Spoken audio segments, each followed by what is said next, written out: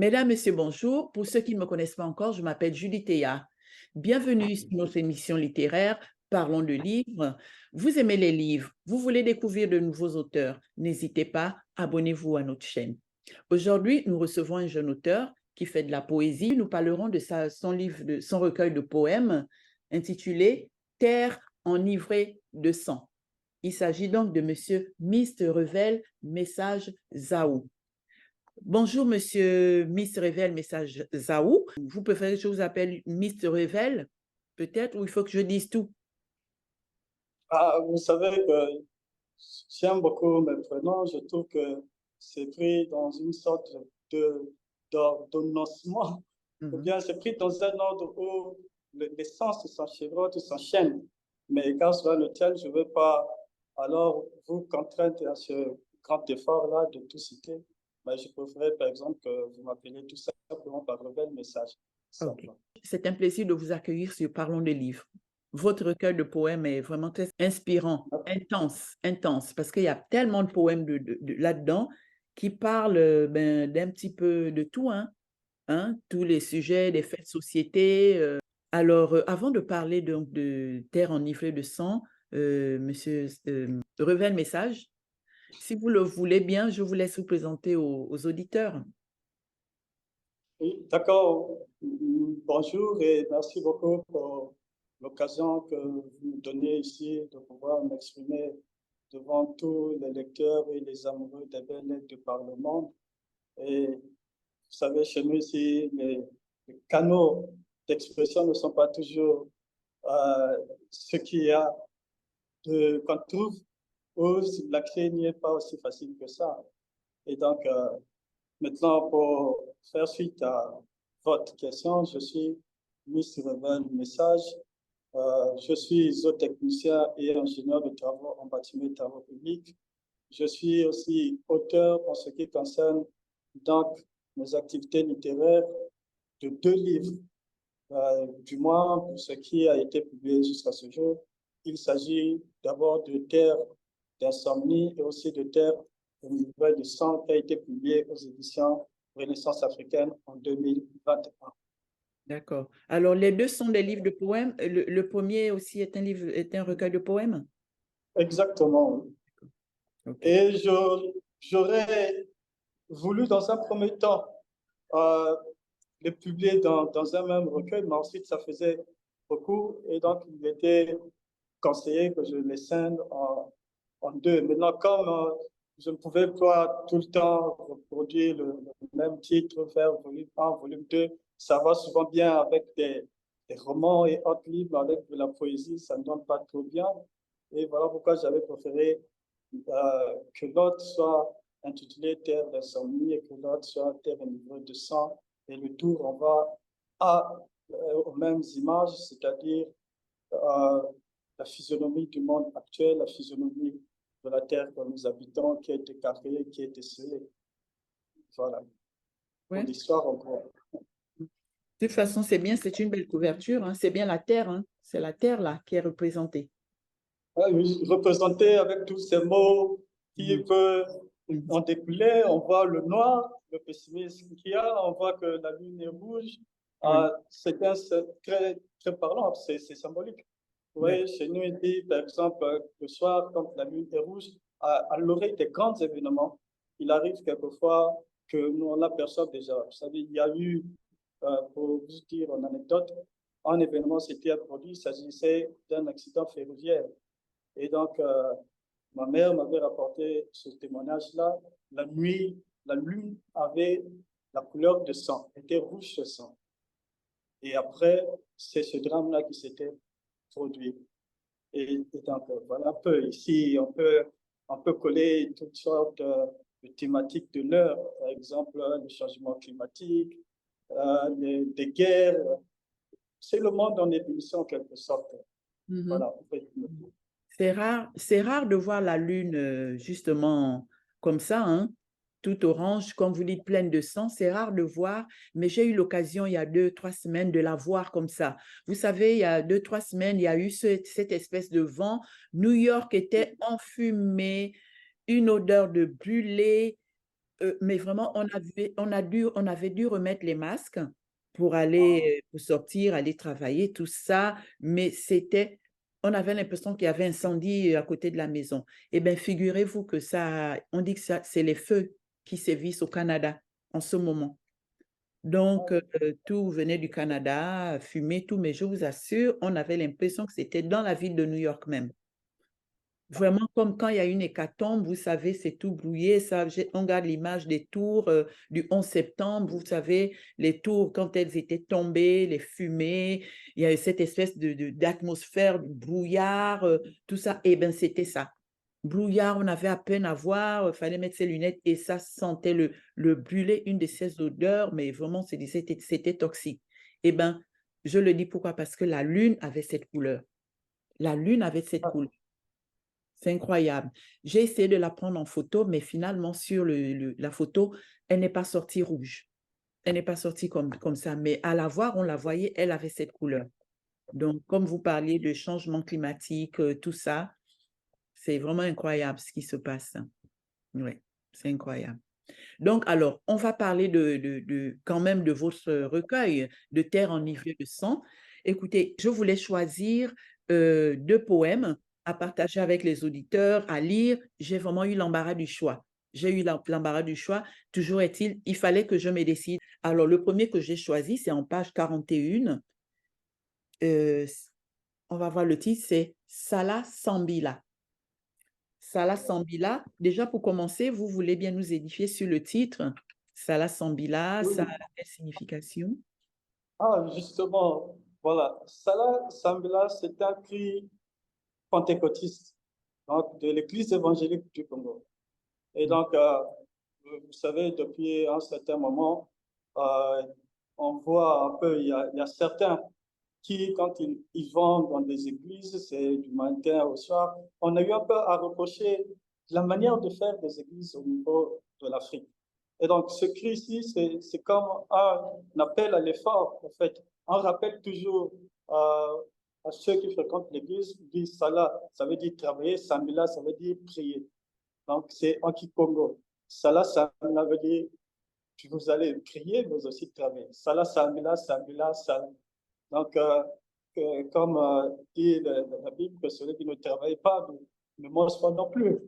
Mhm. Et donc, vous voyez, et le titre même évoque le contexte même du poème, évoque ce qui vient après. Donc, de quoi est-ce D'accord. que le poème parle? Prier, c'est bien, mais les réalités sont là. C'est ça? Voilà. Oui. Et que tout ne tombera plus du ciel parce que la manne avait déjà cessé. Nous ne sommes plus à la C'est ça. sortie de l'Église. Voilà. Et maintenant, Dieu veut nous voir aussi à Dieu parce que lui s'était reposé le 7e jour et il avait laissé le soin à l'homme de s'occuper de la terre, de s'occuper de son quotidien, d'un mot de manger donc à la sueur de son front. C'est ça. C'est ça. Pour dire que tout ne tombe pas du ciel. Effectivement. Aide-toi, le ciel t'aidera, comme on dit. Alors, je vais le lire rapidement. Salah Sambila, Salah, Sambila Salah. Est-ce de la faute de la terre si la famine nous accable? Non. Notre terre n'est pas stérile. C'est le ciel qui pleure, de la fumée des brousses incendiées, de la poussière rouillée, de sang et de larmes qui batifolent les atmosphères. Les rivières sont troublées, les poissons meurent de vieillesse. Elles ne serpentent plus, coulent bras joints de l'aval vers l'amont.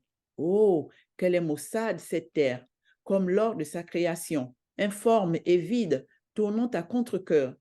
Sa période de rotation est le spectacle affligeant d'une femme en menstruation douloureuse. Elle pleure et chagrine de la sentence formelle des chefs. Arrêtez de produire, disent-ils. Délaissez cette terre d'agriculture. Importez, importez tout. Fruits, viande, légumes. Le tout pétrole se chargera du coût. Qu'importe si l'espérance de vie est écourtée. Qu'importe. Dormons, festoyons, mangeons. Les dettes prendront soin des lendemains. Alors, vous êtes levé un beau matin, dites-nous ce qui vous a motivé à écrire ce poème. Vous venez déjà effectivement de commencer à expliquer par rapport aux églises, le titre, tout ça, Salah Sambila, mais le contenu est effectivement... Oui. Vous savez, l'une des raisons qui m'amènent à écrire, à faire de la poésie quand je sens un bourdonnement en moi, un bouillonnement. C'est que la poésie a cet avantage-là, vous savez, de dire beaucoup en peu de mots. Et donc, ici, je peins beaucoup de choses. Mais ce qu'il y a en ligne de fond, en ligne de mire, c'est le retour, par exemple, à la terre qui a été abandonnée à un moment.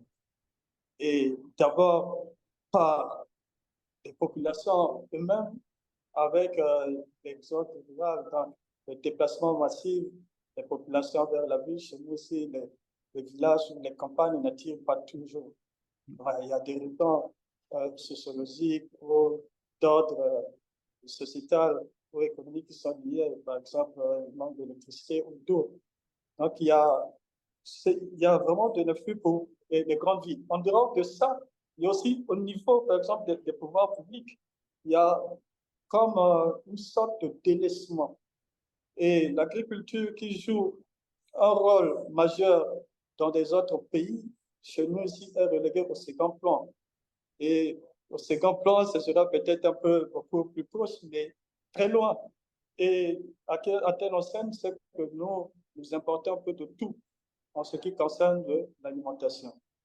Donc, l'alimentation, pour parler au Congo, à l'image de beaucoup de pays d'Afrique subsaharienne, pose problème. Et ici, j'ai donc voulu lancer la sonnette d'alarme pour dire que c'est un danger de pouvoir être à la merci donc des autres puissances. Parce que pourquoi il y a des conséquences très lourdes. Quand vous arrivez, par exemple, à porter à plus de 700 milliards de francs CFA ou 1 million d'euros en alimentation seulement, c'est énorme. Et non pas seulement ça, mais il y a aussi le sanitaire. Est-ce que les produits qu'on importe là sont vraiment des produits de bonne qualité? Est-ce que ce sont des produits qui nous garantissent de l'équilibre pour notre organisme, pour l'équilibre nécessaire qui puisse nous permettre, au fait, à nos organismes de fonctionner comme il se doit? À ce moment-là, la réponse est très mitigée, parce que le président lui-même est arrivé une fois dire, du haut d'un de ses discours du Parlement réuni en congrès, que nous importons, par exemple, des produits aux hormones, gonflés aux hormones douteuses. Donc, le doute est déjà là, mais on n'y peut rien parce que nous ne produisons pas encore. Certes, il y a un plan de relance qui est déjà mis en place. On espère que cela portera des fruits. Mais maintenant, là, mon objectif, c'était d'alerter un peu sur les conséquences de cette importation massive. Parce qu'il y a eu plusieurs scandales qui ont été dits ainsi. Je prends l'exemple récent, c'était concernant des laits. On nous dit, par exemple, qu'il y a eu une forte production du lait en Europe et que les prix avaient chuté du litre de lait. Parallèlement, il y avait une forte demande accrue de beurre. Et ce qui s'est passé, c'est quoi? C'est que les producteurs de lait avaient retiré, par exemple, de la matière grasse pour fabriquer le beurre, et le lait qui était pauvre et enrichi avec de l'huile de palme, ils nous ont renvoyé chez nous ici en Afrique pour être vendu très moins cher. Et les populations pauvres, qu'est-ce qu'ils font? Ils vont vers ces produits qui sont vendus moins cher, mais impropres réellement à la consommation. Vous voyez, même les poulets qu'on nous envoie, c'est des poulets qui ont déjà été, qu'on envoie, qui ne sont même plus mangeables. Ce n'est pas consommable parce que c'est des poulets qu'on envoie à la réforme. C'est-à-dire qu'ils ont eu atteint, par exemple, leur cycle de pente. À ce moment-là, au lieu de les jeter, on renvoie ça en Afrique. Donc, l'Afrique devient comme une sorte de poubelle où l'on vient vider un peu de tout. Déverser. Voilà. Et donc, à ce moment-là, il n'y a rien de nutritif à l'intérieur, ce ne sont que des fibres. Et quels sont les résultats des courses? Cela nous rend improductifs, cela affaiblit notre corps. Il est même difficile dans ces conditions d'atteindre le seuil de 1800 calories fixé par les Nations Unies pour être à l'abri donc des carences alimentaires. Et à ce moment aussi, ça joue sur la compétitivité, tant du point de vue intellectuel, parce que votre famille n'a pas d'oreille, vous n'allez pas dire à un enfant qui a faim de faire attention à l'école, par exemple. Oui, Donc, même pour produire un livre, c'est très difficile. Le contexte de production en Afrique est très difficile dans ces conditions. Et souvent, maintenant, l'exemple aussi le plus patent serait, par exemple, de dire vis-à-vis quand vous avez des Jeux africains, des Jeux sportifs, le mondial et autres, vous remarquerez que, par exemple, pour les Jeux de Rio, l'Afrique n'avait eu que 41 médailles, alors que les États-Unis, à eux seuls, on avait plus de 140, 150. Vous voyez un peu ce décalage là. Et tout cela, c'est dû, par exemple, à ce secteur alimentaire qui, autant est une question très essentielle, parce que notre existence en dépend, parce que l'espérance de vie en dépend, parce que c'est aussi une question de santé publique, mais qui est laissée un peu de côté par nos pouvoirs. Et comme l'une des fonctions de la poésie, c'est la dénonciation, et voilà pourquoi j'ai opté pour dire toutes ces choses-là par ce poème.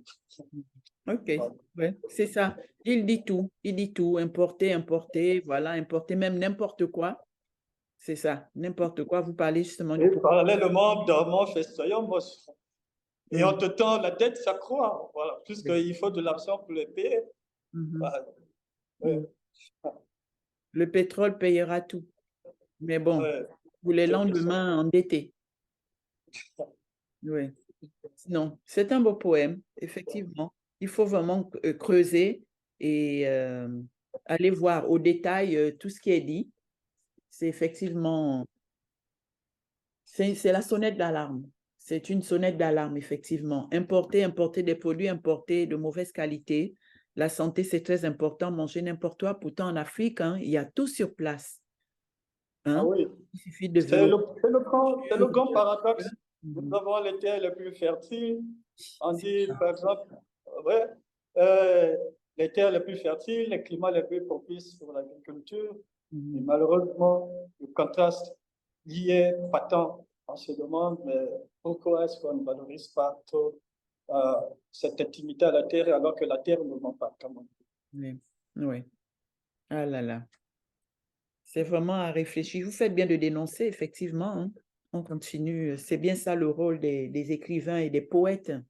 Voilà, alerter, dénoncer. Voilà, donc beau poème, Salah Sambila. Alors, à vous, je vous laisse partager avec nous celui que vous avez décidé de... Ah, Oui, je suppose que ce n'est pas facile parce que quand même, c'est votre création. Vous les aimez tous. Ben, il a fallu choisir. Oui, je les aime. Je les aime tous, comme vous avez dit, non. Et pour éviter donc de les frustrer, je vais prendre par ordre de croissance. Je commençais par prendre donc le premier poème, le poème préambule, Chant funeste. Et c'est ça que je choisis. D'accord. Un chant funeste. Vous le voulez le lire ou vous me laissez le lire? Et votre voix est beaucoup plus reposante que la mienne. Voilà, Ah là donc je là, vous laisse c'est le temps de jeune. lire. Chant funeste. Un chant funeste habite nos palais et perd l'espoir de voir l'aube à l'horizon. Ici où la mort empoigne la vie, ici où les âmes tremblent comme des feuilles mortes au temps d'orage, où nous sommes, nous autres, que l'Occident crève les yeux, que la vie oublie avec la pluie et la passion de bâtir une nation prospère sèche, comme tu bois sans racines. Qu'ils périssent ces mains qui s'étranglent, ô Afrique, que leur dessein cogne la hache d'Anna comme à la bataille d'Adoua. Et Memphis surgira comme se frotte Khéops aux âges. Le nez aquilin se dressera à l'éblouissement, comme Napoléon au pied des pyramides, comme Thalès face à la crue du Nil.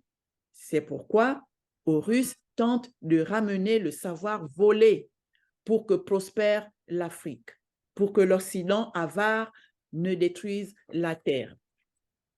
Voilà. Je vous laisse expliquer. Je fais la lecture pour vous alors. Je vous laisse. Bah, merci beaucoup. Et là aussi, il y aurait beaucoup à dire que si je m'étais étalé tous les éléments que j'ai voulu ressortir dans ce poème-là, ça prendrait peut-être tout le temps, Oui. tous les minutes. Moi, je vais essayer d'être un peu synthétique et de faire bref. Et ici, par exemple, quand je dis nous autres que l'Occident crève les yeux, il y a des images très fortes. C'est très accusateur. Mais du moins, les faits sont là, l'histoire est têtue, comme on aime le dire. Euh, on peut se voler le visage. Et quelquefois, on ne fait pas bien quand on essaie de fuir de fuir l'histoire, de fuir parce que ça fait mal. Mais la réalité nous finit toujours par nous attraper. Et donc, sinon nous crève les yeux, qu'est-ce que je dis par exemple là, c'est que vous savez, l'Afrique, depuis que la colonisation, depuis que le blanc a eu à explorer l'Afrique, il n'a plus jamais laissé l'Afrique tranquille. Cela remonte depuis les premières, les premières expéditions, les premières conquêtes. Là, nous sommes au 16e, 15e siècle. Ensuite est venue la traite négrière, donc la colonisation. Ensuite, il y a eu la décolonisation, même s'il y a eu la décolonisation, mais il y a eu des corvées, il y a eu la servitude, non pas, et le pillage systématique des ressources. Non pas seulement qu'il y a eu le pillage des ressources, mais ils ont aussi imposé l'impôt. Donc, on exploite les ressources, on les prend gratuitement, mais on dit encore à ces gens-là qu'on se met à des corvées très pénibles de leur payer encore l'impôt. Et il y a eu donc des indépendances factices, mais après, qu'est-ce qui s'est passé? Il y a le colonialisme, le néocolonialisme, le néo-impérialisme, et tout le temps les guerres, alors que nous, on ne fabrique pas les armes, ça doit nous venir de l'ailleurs. Et donc, aujourd'hui, là, le résultat des courses, on voit combien il y a des pleurs, c'est des cris qui manquent. Et quand je descends un peu plus bas pour dire que Péry Sema, qui était Tangafi, voilà, des 50 là, la bataille d'Adwa, c'est la bataille où l'Éthiopie, qui est la seule puissance, le seul pays africain à avoir remporté la bataille face aux Occidentaux. Et cette bataille, on avait appelé ça la bataille d'Adwa, c'était face à l'Italie. Et après, quand je descends, je dis, merci Suzanne, comme ce fort grave ce âge, et je rentre un peu, en fait, dans la gloriole, ce temps, comme on peut dire, des vastes grâces qu'a connu l'Afrique à ce moment donné de l'histoire. Et là, nous sommes dans l'Égypte antique. Et je dis, le Nil qui laisse ça à l'épuisement comme Napoléon au pied des pyramides. Et là, je parle de l'expédition de Napoléon, par exemple, en Égypte. C'est Napoléon, ce général français, est en train de conquérir tout sur son passage. Et quand il revenait à un moment donné de l'Italie, de la victoire de l'Italie, et il fallait, par exemple, conquérir l'Angleterre, à ce moment-là, il avait proposé de lancer un guet-apens par l'Éthiopie. Donc, il fallait d'abord s'attaquer donc au commerce je parle pas la Grèce parce qu'il fallait s'attaquer au commerce de l'Angleterre pour paralyser l'Angleterre. Et donc, quand il arrive avec ses troupes et que au loin, ils avaient vu les majestueuses pyramides d'Égypte, il lança donc cette phrase qui est devenue mémorable. Soldats, songez que du haut de ces pyramides, 400 ans vous contemplent. 400 ans d'histoire vous contemplent du haut de ces monuments. Et donc, moi, quand j'ai lu ça et ça m'a fait plaisir. Quand vous voyez que je cite beaucoup plus des grands hommes, des figures historiques dans mes textes parce que leur vie me passionne beaucoup. Et ces textes comme ça, là, quand je prends, je lis, ça reste donc dans mon imaginaire, ça reste dans ma mémoire. C'est difficile de pouvoir s'en séparer. Et quand je sens un peu l'envie d'écrire, et je fais souvent appel à ces images. Et après, je dis, comme Thalès, face à la crue du Nil, Thalès a vécu à un moment donné en Égypte, il est arrivé, il était encore très jeune. Et il a fait des découvertes, il est arrivé, il a trouvé un peuple très instruit, avec des réalisations extraordinaires.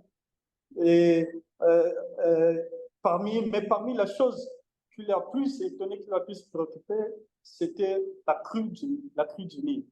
À l'époque, les crues du Nil étaient très puissantes. Et donc, ça ravageait des surfaces parfois de 25 km même sur les berges. Donc. Et donc, au niveau des berges, ils avaient par exemple fait des marques sur des rochers pour mesurer, par exemple, le niveau d'eau. du Nil quand il y avait des périodes de crue, quand ça montait. Et à ce moment-là, ils avaient fait des canaux, ils avaient creusé. Et donc, quand l'eau, il y avait des crues, ça montait. Et ensuite, il y avait une réserve où cette eau-là partait pendant un mois. Et après, les limons étaient là-bas, ils faisaient donc l'agriculture. Tout ça là a émerveillé Thalès. Et il est même parvenu à prendre une des philosophies les plus extraordinaires, les plus éblouissantes, de pouvoir dire que l'eau est l'élément premier de toute chose. Pour lui, il se disait toute la matière vient de l'eau. Et, par exemple, le feu, c'est de la vapeur, c'est l'hydrogène et de l'oxygène, les deux gaz les plus brûlants, ça brûle. Et donc, vous voyez, en quelque sorte. Et quand je dis Horus tente de ramener le savoir volé pour que, au sol l'Afrique, pour que l'Occident ne détruise la Terre. Et vous avez, quand, tout à l'heure, je parlais par exemple du pillage systématique, parmi lesquels il y a, dans l'actualité aujourd'hui, c'est de parler des masques. Hein, on voudrait par exemple restituer les masques qui ont été pris. Mais Horus, c'est un dieu faucon. Et donc, il est adoré en Égypte, mais aussi en Grèce. Donc, en Grèce, c'est un dieu faucon qui a l'œil droit, qui est le soleil, le gauche, c'est donc la lune. Donc, Horus voit un peu tout. On dit que partout où se trouve une richesse, tu as essayé un peu de trémaler tes yeux pour nous dire où ça se trouve et pour qu'un jour, peut-être que nous irons les récupérer. Mais, et aussi, quand vous rentrez dans les temples, dans les pyramides, je termine par ça, le mythe osirien, comme on l'appelle, euh, Osiris, c'est le fils de non, Horus, c'est le fils de Osiris et de Isis. Et Osiris, c'est celui donc qui va venger la mort de son père Osiris, qui a été, Isis plutôt, qui a été tué par Seth. Et Seth, c'est le dieu de la guerre. C'est celui qui aime la brutalité. Il est toujours contre l'harmonie.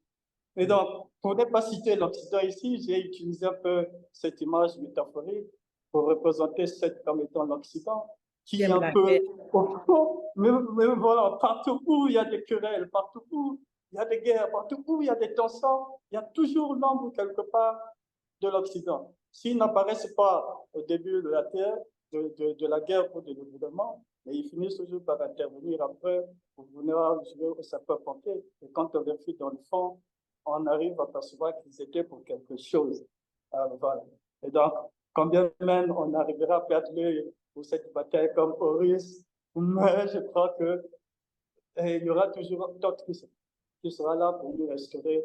Et comme je l'ai dit dans un poème plus tard, que jamais le grand rétrograde du tribalisme affamé, du néocolonialisme macabre, et tout ça. Voilà en quelque sorte la quintessence de ce poème.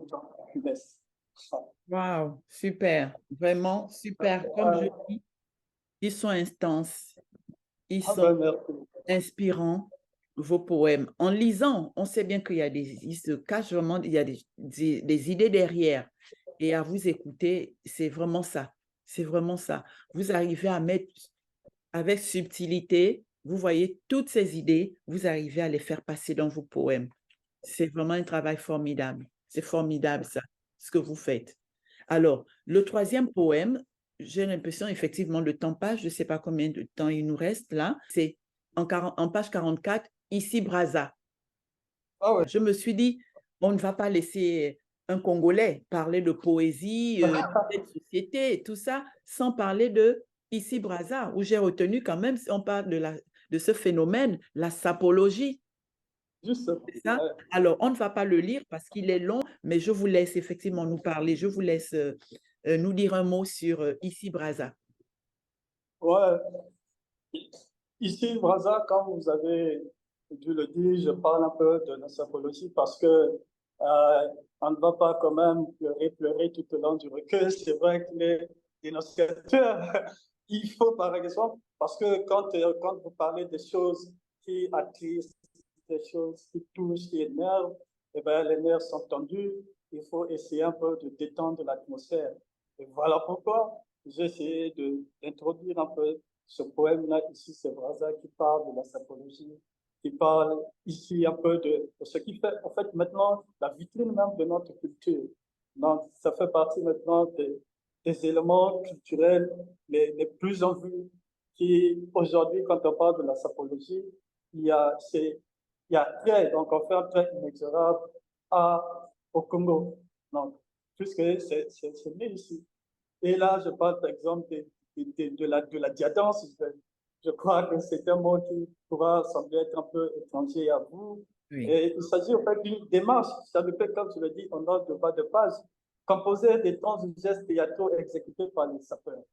Parce que ce qui fait le sapeur, selon l'entendement de la sapologie au Congo, ce n'est pas seulement le fait ou l'art de bien s'habiller. Mais il y a l'agencement des couleurs, comme eux-mêmes disent. Et ils disent que quand tu mets plus de 3 couleurs, tu es un gaillard. Donc déjà, quand tu vas avec plus de 3 couleurs, tu n'es pas sapeur. Ça ne s'arrête pas là. Il y a aussi une certaine éloquence. La manière de présenter les vêtements qu'on porte, les griffes, il y a un effet, d'image, un effet d'esthétique du langage. Il y a toute une rhétorique et il faut le savoir faire. Ça ne s'arrête pas là. Donc, il y a aussi l'allure, il y a aussi de l'élégance qui va avec. Donc, il y a des accessoires qu'il faut savoir agencer. Et c'est tout cela qui fait l'ambiance. Quand vous êtes, par exemple, à Bakongo, c'est le quartier, donc, le UP, donc, en matière de sapologie, ici à Brazzaville. Et quand je parle, par exemple, aux cadences rythmées du crocos ou du macadam, soleil qui colle le talon sur fond de la rétine poussière éclair à la concert de 17 heures de Brazzaville, témérité vestimentaire, pantou, oignon, la peau du pitance, les épaules symétriques de l'élégance, etc., etc.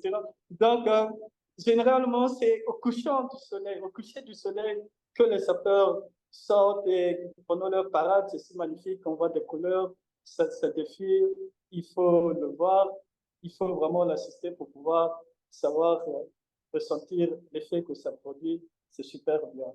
Et Wow. donc, voilà. Super. Alors, si je veux voir un spectacle de sapologie, il faut que j'aille au Congo, à Bakongo, au quartier Bakongo, c'est ça? Ah ouais. C'est le quartier général Bakongo. OK.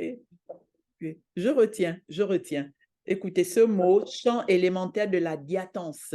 Diatance, c'est magnifique, vous expliquez. Diatance, démarche chaloupée, composée d'étranges gestes théâtraux exécutés par les sapeurs. Et Bakongo, c'est donc là le quartier général de la SAM. Mais c'est vrai que c'est un phénomène qui a pris de l'ampleur. Au reste des quartiers à telle enseigne, il y a même des compétitions.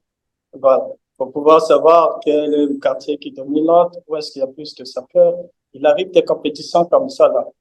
Et, mais généralement, on dit toujours que les plus grands sapeurs viennent de Bakongo. Ah Mais oui. il y a aussi des arrondissements qui se disent bien, Mongali, Potopoto, ailleurs. Ben, c'est super. C'est super comme vous le décrivez. C'est vraiment magnifiquement décrit. Hein? Merci. Et la fragrance suave du mimosa doucement endormi, transpiration méchamment envoûtante sur ton corps baraqué, chant élémentaire de la diatance sapologiquement saccadé. C'est super. Raz de marée à la conquête de Château Rouge.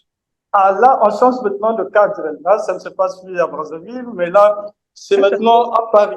Parce que, voilà, la sapologie a pris de l'ampleur aussi à Paris. Ce sont les Congolais qui vivent à Paris qui l'ont beaucoup plus vulgarisé aussi.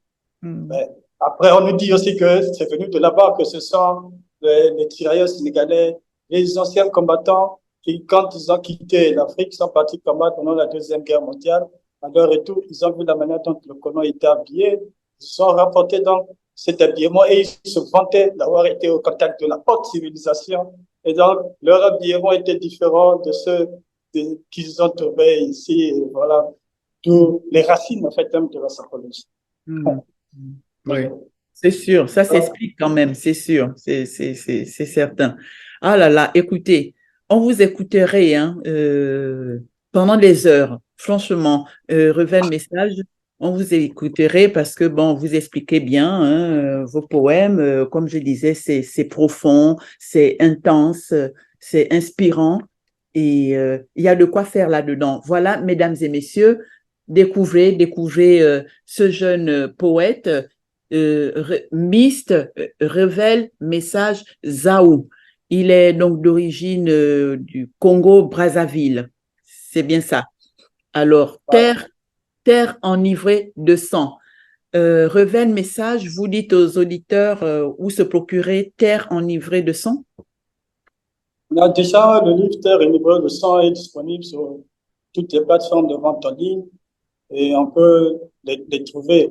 Et je crois que d'ici peu, ça sera disponible sur Amazon. Ça n'a pas encore été fait, mais les autres plateformes de vente en ligne, le livre est disponible. Et au niveau du Congo, Brazzaville, on peut en trouver à la FNAC au niveau donc du casino, du supermarché casino. Ou alors contacter l'éditeur, la maison Renaissance africaine, ou alors contacter moi qui suis l'auteur par tous les réseaux sociaux possibles. D'accord. Nous mettrons les liens en dessous de la vidéo. On fait tout ça à la FNAC Congo, Casino aussi. Vous avez un casino? Ah, oui. Mais la France est importée. La France est complètement exportée, si je peux dire là-bas. Hein. Casino, Congo, FNAC. Écoutez, monsieur Révèle Message, c'était vraiment un plaisir de vous avoir sur Parlons de livres et surtout de vous écouter. Vous nous avez bien édifié sur ce recueil de poèmes. Voilà, découvrez-le, hein, mesdames et messieurs, découvrez. Là, on en a parlé de 2 ou 3, mais il y a toute une panoplie et franchement, c'est profond. C'est vraiment à lire, c'est à lire. Et vous l'avez écouté, il explique bien ses poèmes, hein, c'est bien, et il nous édifie bien le contexte, ce qu'il veut dire là-dedans. C'est un véritable commentaire composé qu'il nous a fait de ces poèmes-là en 30 minutes et ça valait vraiment le coup. Ça valait le coup. Je suis vraiment contente de ça. Un grand merci à vous, hein, un grand merci. Révèle Message, vraiment merci. Et puis, merci beaucoup à vous. ben oui, on espère vous avoir sur la chaîne hein, pour un nouveau recueil ou un roman, pourquoi pas. Vous n'hésitez pas. Oui, le roman est en cours d'édition. Oui. Il s'agit, c'est le serment des 4. Je crois que dès que ça va sortir, je reviendrai vers vous avec le roman ou avec un autre recueil de poèmes si possible. Et merci déjà de me laisser les portes de Parlons de livres grandement ouvertes. Et voilà. C'est un plaisir. C'est vraiment le plaisir est partagé. Le plaisir est partagé. Donc vraiment merci. Merci à vous. On se dit à très bientôt. Très bientôt. Voilà, mesdames et messieurs, nous venons donc d'écouter ce jeune poète Révèle Message qui a une belle écriture. Il a vraiment une belle écriture. Hein. C'est un beau recueil de poèmes. Je n'arrête pas de me répéter. Il est très profond. Il soulève plein de sujets, des faits de société, des sujets d'actualité. En général, tous les mots. Pourquoi terre enivrée de sang? Pourquoi? Ben parce que effectivement, il dénonce tous ces mots dont souffre l'Afrique et le monde en général. Et c'est très bien écrit, très bien écrit. Voilà, mesdames et messieurs, vous aimez Parlons de livres, abonnez-vous, soutenez-nous, subscribe, share, mettez le pouce et commentez. On se dit à très bientôt.